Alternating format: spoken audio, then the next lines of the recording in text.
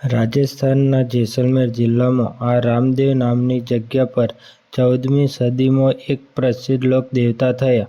તેમને કોઈ બાબા રામદેવ તો કોઈ પ્રેમથી રામાપીર કહીને બોલાવતો. બાબા રામદેવને મક્કાથી આવેલા 5 પીરને આ જગ્યા પર પરચો આપ્યો હતો. આ છે બાબા રામદેવનો ચમત્કારિક ધૂનો. અહીં તેમને આ વૃક્ષ પર ડાલીબાઈ મળ્યા હતા. અહીંથી તમે જુદા જુદા સ્થળો પર દર્શન કરવા જઈ શકો છો અને આ વિડીયોમાં હું તમને હોટલથી લઈને જમવા સુધીની બધી જ જાણકારી આપીશ.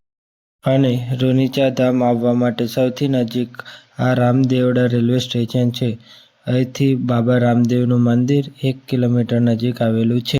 તેમના જીવનકાળમાં સમાજને સમાનતા, સેવા અને ધર્મનો સંદેશો આપવાવાળા બાબા રામદેવ પીરનો જન્મ વિક્રમ સંવત 14મી સદી રાજસ્થાનના બાડમેર જિલ્લામાં ઉંડુ કાશ્મીર નામના ગામમાં થયો હતો. તે રામદેવથી લગભગ 105 કિલોમીટર દૂર છે. આ છે બાબા રામદેવની સમાધિ. માત્ર 33 વર્ષના હતા ત્યારે બાબા રામદેવ પીરને આ રામ સરોવર પાસે વિક્રમ સંવત 1442માં જીવતા સમાધિ લીધી હતી. પણ રામદેવના પહેલા અહીંયા ડાલીબાઈએ સમાધિ લીધી હતી.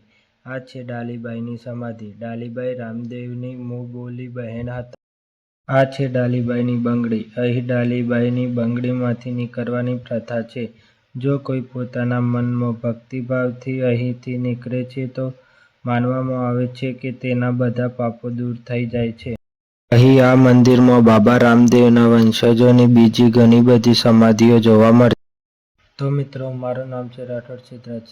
આવા જ સરસ મજાના વિડીયો જોવા માટે હજુ સુધી તમે અમારી ચેનલને સબસ્ક્રાઈબ ના કરી હોય તો વિડીયોને લાઈક કરી ચેનલને સબસ્ક્રાઈબ કરો અને બેલ આઇકન દબાવવાનું ભૂલતા નહીં, જેથી કરીને આવા સરસ મજાના વિડીયોની નોટિફિકેશન તમને મળતી રહે. મંદિરના પાછળના ભાગમાં ભોજનાલય છે. અમે ત્યાં આવ્યા હતા.